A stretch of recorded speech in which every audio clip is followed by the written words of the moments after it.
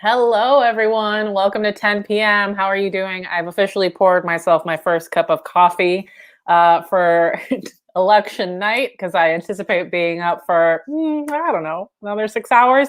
Who's to say?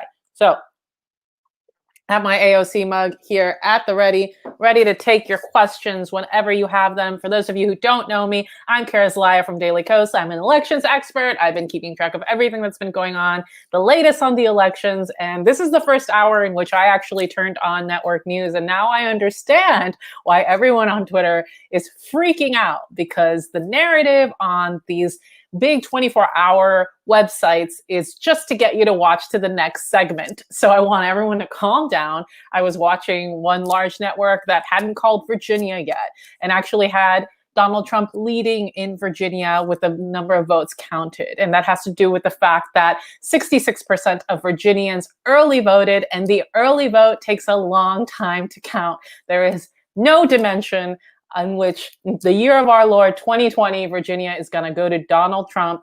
I assure you that is a blue Biden state. I'm from Virginia. I have seen the lines in early voting, and I am here to ease your worries. Please leave me a comment if you have any questions. I literally will take questions regarding the most minutia of districts, regarding your home state, regarding voter turnout, regarding youth vote at 11 p.m. I'm probably going to be joined with Marcos, who is the founder of Daily Kos. We also have a couple of organizers who might be joining me later on in the night, maybe at 12 a.m. Eastern, 1 a.m. Eastern. We will see how the night will play out. But right now, the big headlines are that Joe Biden has won Colorado, New Mexico, and New York. It's a super exciting time. And also, John Hickenlooper has beat incumbent Senator Cory Gardner in Colorado. This is a huge win and the first pickup of Democrats to the Senate and during this race. Matt has just commented, to be fair, Trump showed up on Virginia and they still projected Biden to win. And then there's some other long comments. Yeah, I'm not entirely sure if I'm really going to gauge how likely a state is supposed to go one way or the other. Oh yeah, Cory Bush won, which was a huge win. Sorry, I'm reading your comments in real time. Thank you, Matthew. Janice saying, I'm so irritated that Graham and McConnell won. Why can't we get these people out? I hear you. Lindsey Graham has been my pet peeve, pet project. I despise him. And of course, Mitch McConnell. I'm just a Southerner, so Lindsey Graham particularly irritates me. But I am so thrilled and proud of the organizing that happened around those races.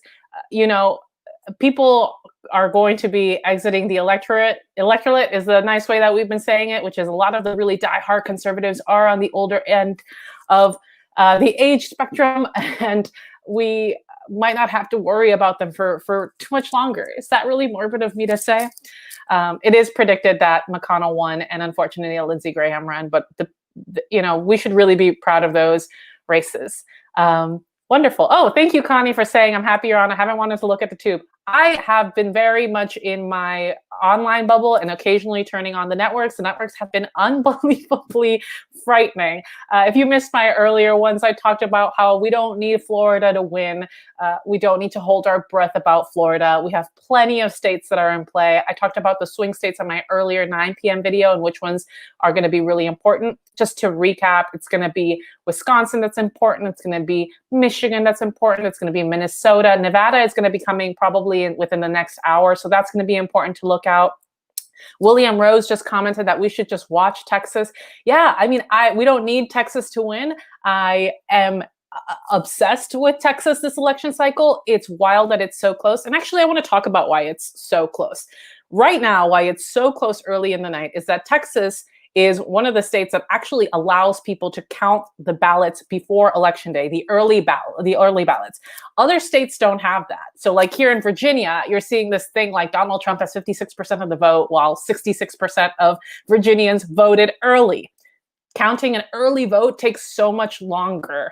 So especially for by which I mean early vote, I mean mail-in vote. So 66% includes the early vote in person and also the mail-in votes. So the mail-in votes, the absentee ballots, they have to have their signatures verified. So it's a whole process and a whole ordeal. And most states don't allow you to count those votes until election night. And those votes are massively going to Democrats right now. So it's just something to think about. Same here. I'm in Florida. All that gerrymandering, truly, truly. I think Texas, Pennsylvania, and Florida are the ones to watch the most, said Hope. Hope, I disagree with you on the Texas and Florida part.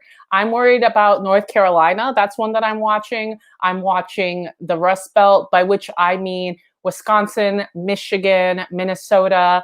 I'm kind of given, I personally am not counting on Florida, Georgia, Texas, Ohio, Iowa.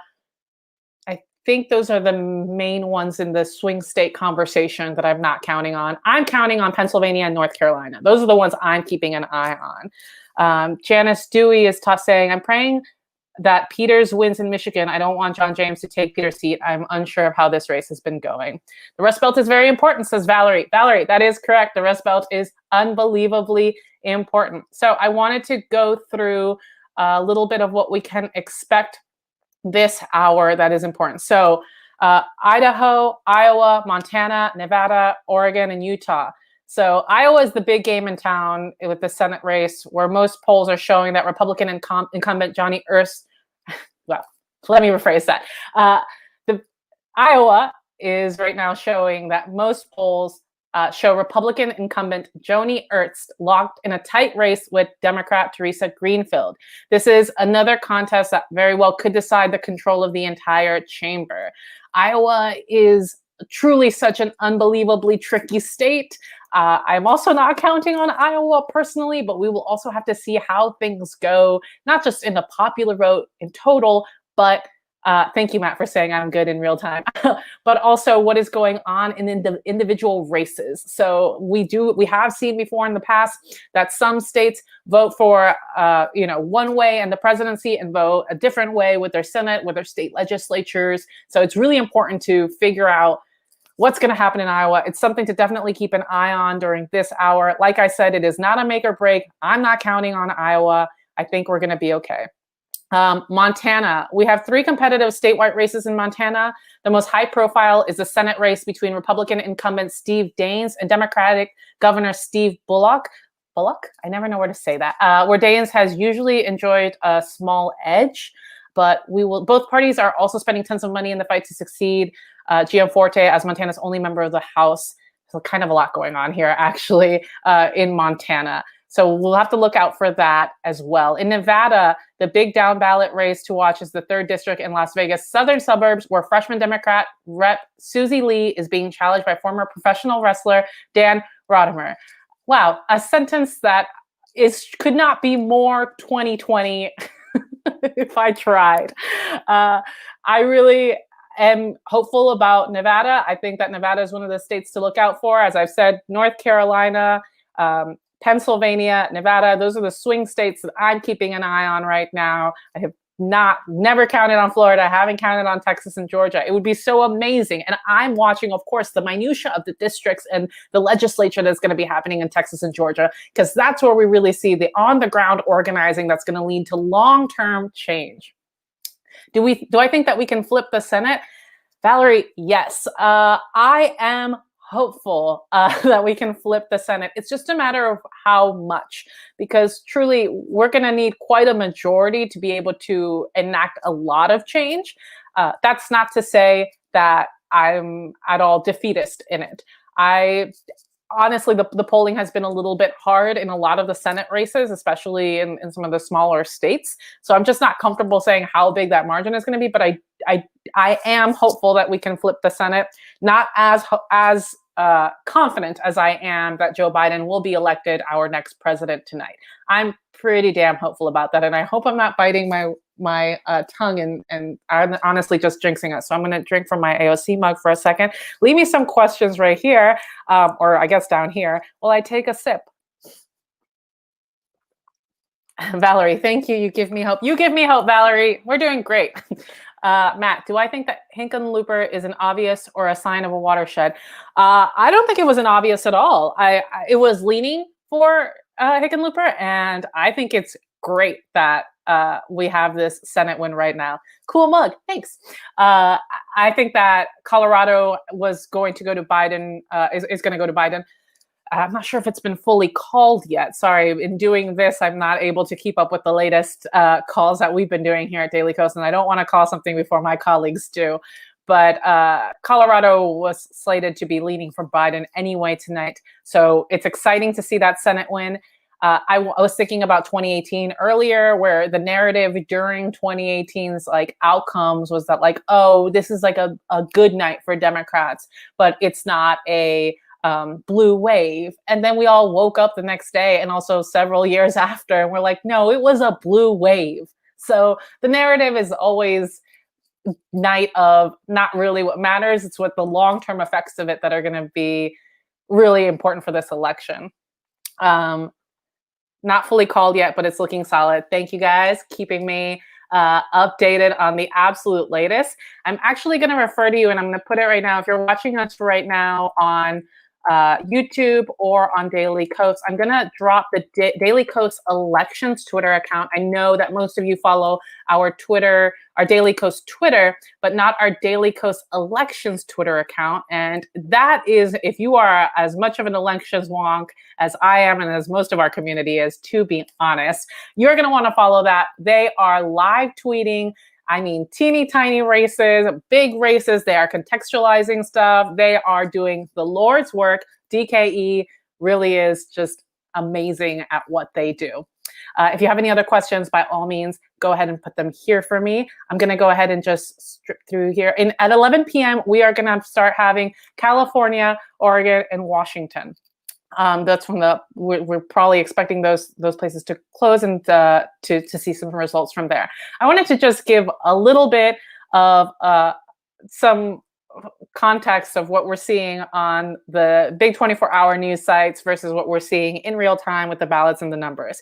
And also contextualizing that with the middle being like Twitter, where everyone is a pundit, including people who aren't really as versed with how this tends to go. So 24-hour news channels are giving really, really, really up-to-date stuff without hyper explaining the long game of it. So right before I came on, one of them was talking about how Donald Trump is winning the popular vote at the moment. And I'm like, okay, first of all, California is still voting right now. California is still voting, and it is the most populous state in this country. So, second of all, what does that fact do for anyone other than just scaring people and thinking that the popular vote right now is like the end all be all? The southern states are a lot easier to count. The southern rural states, by which I mean your Alabamas, your Mississippis, your Arkansas, your Tennessees, especially the more rural ones like Alabama, Arkansas. Those places are the easiest ones to count because they have a smaller population in many cases, and also they are very, very conservative, like overwhelmingly conservative compared to the rest of the country. So of course the popular vote is going to skew this way right now. And of course those votes are going to be the first ones that are counted because it's easy to count all the votes in a tiny county, as opposed to in the more populous counties like my county of Broward County, Florida, where I grew up, is going to take a long time, infamously a long time to count, because Broward has 2 million residents and is historically troublesome. I am reading here. What are your thoughts on claims by both sides of cheating, fraud because of early mail-in voting, smoke or truth, or in between? Thank you, Hope, for that question. No in between. That is all bullshit. Voter fraud is extremely rare. It is so rare. Biden right now is leading in the electoral 131-92. Thank you, Dennis. I haven't fact checked that, but I trust you, Dennis. Hope, I am, there has been definitely some people trying to like burn like voting drop-off booths I've been seeing, and there has been a massive voter suppression effort by the Republicans in many of our states, but we are not seeing any voter fraud at all. Voter fraud is a Republican talking point to just further suppress the vote and to make people honestly bully and be unbelievably heinous to people of color, particularly Latinos and the Black community. So I wouldn't pay too much attention to that. In fact, I want to encourage all of you to remember that we want to count every single vote. We want to count every vote. And as I've mentioned several times, the mail-in votes are the hardest ones to count because the signature has to be verified. And most states do not allow early mail-in votes to be counted until tonight, election night. So it's going to take a long time. Like I mentioned earlier, right now we're like counting a lot of the southeastern votes because the polls closed earliest there, and because they are much more rural, smaller states, those are going to come in early. What we want to avoid is Donald Trump coming on TV in an hour and saying that he has won when we're not going to have counted all of the mail-in votes tonight. There's going to be a long, long night. That's not to say that we're not going to have a projected winner tonight. I would doubt it that we would, to be honest. But it is to say that we have to count every vote, and that any party that tells you, anyone who tells you that counting every vote doesn't matter is inherently undemocratic. Kara, how are you feeling about the presidential race? I mean, I know that sounds dumb. Leah, that does not sound dumb. I'm feeling good, team. I have exclusively been drinking water, and this is my first cup of coffee. I'm kind of just like threw this on and I'm chatting with all of you. I don't know. Everything seems to be going kind of how I expected it to be going. I have been more on the cautious side of things. I have not been counting on Florida. I've not been counting on Texas. I've not been counting on Georgia. I've not been counting on Iowa. I've not been counting on Ohio. So since I'm not holding my breath for any of those races, and I still know that we have plenty of electoral votes that I am counting on that are more of a sure thing, I'm still feeling pretty relaxed. I promise you that the second I'm not feeling relaxed, I'm going to jump on here and be like, you know, with my little "this is fine" dog and telling you I was wrong, I'm an idiot, the world is on fire. But as of now, I'm feeling good. So I expect that 11 p.m. I'm going to have an update with you guys with Marcos. Marcos is going to be joining me here for my hourly update. I'm going to read through some of the stuff here just before I hang out, say goodbye for the next little bit. Hope says thank you because I felt it was bullshit by GOP. I appreciate your reply. Oh, regarding voting. Yeah, absolutely. I understand, but voter fraud is all bullshit. Rihanna Hadid, it's sad that there are only 122 people. Oh, that's no problem. You know, people come in and out. We've had like 230 people watch and like hundreds of people catch up later on.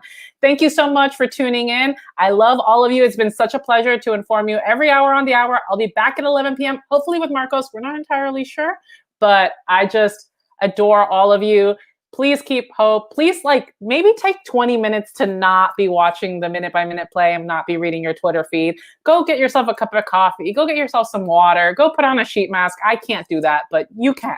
And I'll see you at 11 p.m. All right, guys. You have a good